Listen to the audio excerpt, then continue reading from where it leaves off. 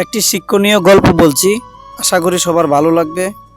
সবাই like comment share করবেন এবং নতুন নতুন গল্প দেওয়ার উৎসাহিত করবেন। একটি রুমের ভিতর 4টি মোমবাতি জ্বলছিল। মোমবাতিগুলো একে অপরের সাথে তাদের নিজস্ব ভাষায় কথা বলা শুরু করলো। প্রথম মোমবাতিটি বলল, আমি শান্তি, কেউ আমাকে জ্বালিয়ে রাখতে পারবে না, আমি এখন নিভে যাব। তারপর সেটি নিভে গেল। দ্বিতীয় মোমবাতিটি বলল, আমি বিশ্বাস, শান্তি যেহেতু নেই তাই আমার আর জ্বলতে থাকার কোনো প্রয়োজন দেখছি না, আমি এখন নিভে যাব। কথা শেষ করার পর দ্বিতীয় মোমবাতিটি নিভে গেল। তৃতীয় মোমবাতি এবার মুখ খুলল, আমি ভালোবাসা, শান্তি এবং বিশ্বাস কেউ নেই, তাই আমারও বেশিক্ষণ জ্বলার মতো শক্তি নেই। মানুষেরা আমাকে গুরুত্ব দেয় না, এক পাশে সরিয়ে রাখে। শুধু তাই না, ওরা প্রিয় মানুষগুলোকে পর্যন্ত ভুলে যায়।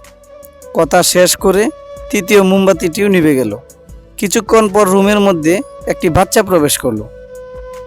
3টা নিভে যাওয়া মোমবাতির পাশে টিম টিম জ্বলতে থাকা চতুর্থ মোমবাতিটি দেখে বাচ্চাটি প্রশ্ন ছুড়ে দিল, তোমরা জ্বলছ না কেন?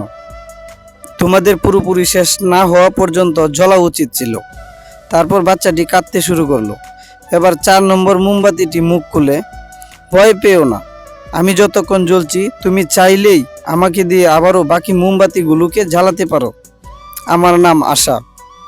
বাচ্চাটি আশা নামের মোমবাতিটি দিয়ে একে একে বাকি মোমবাতিগুলোকে আবারও জ্বালালো।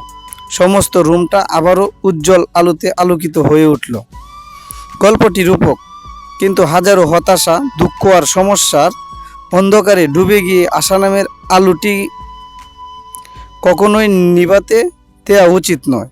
কারণ আশা না থাকলে আমাদের জীবন থেকে শান্তি, বিশ্বাস এবং ভালোবাসা অন্ধকারে হারিয়ে যাবে।